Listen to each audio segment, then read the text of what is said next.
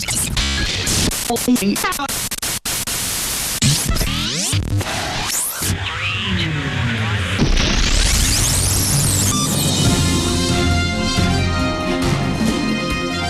now, Boca Raton's #1 rated news station, the Don Estridge Network, brings you news, weather, sports, and more. Welcome to the Dragon's Den. Good morning, Don Estridge. Today is Wednesday, March 19th, 2008. I'm Lisa Butzer. And I'm Taylor Schoenfeld. Please stand now for the Pledge of Allegiance.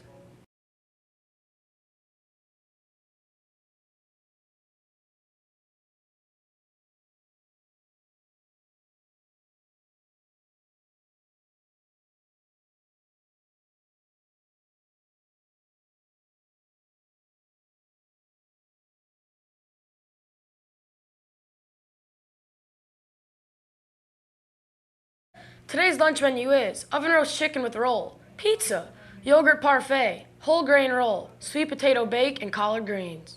The girls' soccer team will have their first playoff game today at home against Krista. The girls' basketball team will have their playoff match on Thursday at home versus Lantana. And the boys' basketball team will have their playoff game at home on Monday, March 24th. Please come out and support your Dragons. Now let's see how the weather will hold up for the girls' soccer game this afternoon.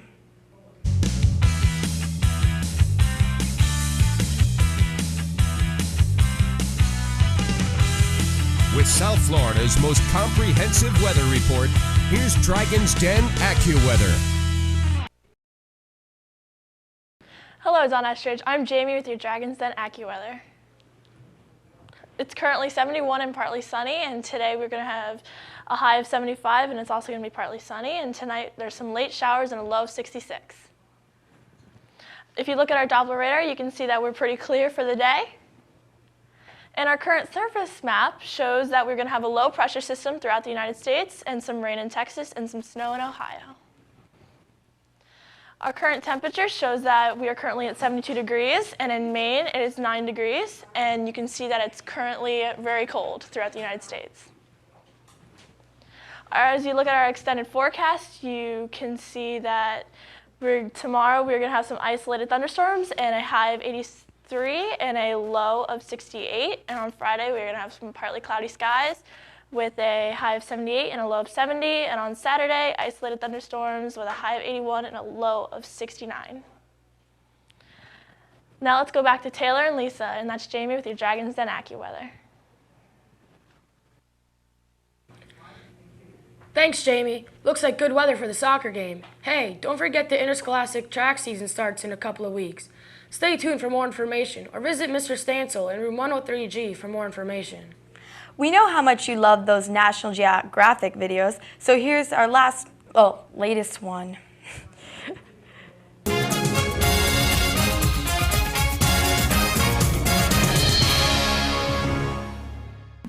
Lee Berger has spent his professional life searching for evidence of mankind's past. He is a paleoanthropologist who, with some help from National Geographic, has been studying and searching for the fossil remains of our ancestors for nearly 20 years. He's done most of his work in Africa, but it was during a vacation stop in Palau, on a walk through one of the many caves in this area, that he literally stumbled upon what could be a history-making find. You see that? This is just packed full of bone. I mean, you can actually see there's still some actually exposed here. But what was cool here is there was a whole skull here. Berger thinks these bones may be the remains of some of the earliest humans ever to populate these islands. Previous estimates date the earliest human habitation to about 2,900 years ago. But all these bones existed above something called a flowstone. A flowstone is a common occurrence in caves where mineral-rich water flowing over the ground hardens into stone. All of Berger's previous digging was above a flowstone that dated back about 2,900 years.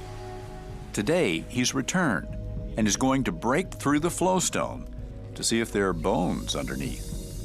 We're hoping that that flowstone and consolidated sandstone took at least a few hundred years to form, maybe longer, and that the hope is that these dates are going to come out over the 3,000 year mark.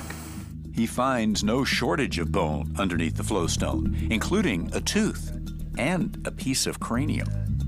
But what these bones begin to tell Berger has far-reaching implications beyond the dating. The bones that Berger has found have some very unusual characteristics. A reduced chin, large teeth, and what might be a small brain size, leading Berger to reconsider his notion of what humans can look like. That's nice. We have found this small island population with all of these characters that appears to be human, that is pushing the published boundaries of human variation. It might also have some implications for another set of bones found in the region, those of a tiny human that researchers dubbed the Hobbit.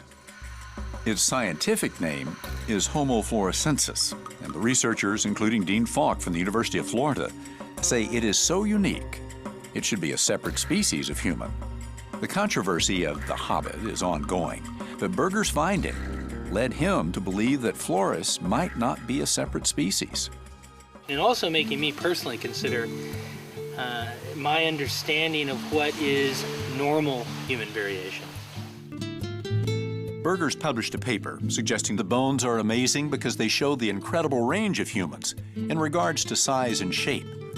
This new understanding of the potential of human variation might make us reconsider just how different the hobbits really are. The controversies will continue, but in the meantime, Berger will return. What has struck me on this second scientific visit is how phenomenally little research has been done on these islands. But Berger hopes to personally change that in the coming years as he makes his way back to Palau to continue his search for answers to our past. Sponsored by National Geographic Mission Programs, taking science and exploration into the new millennium. Thanks for watching. Have a wonderful Wednesday.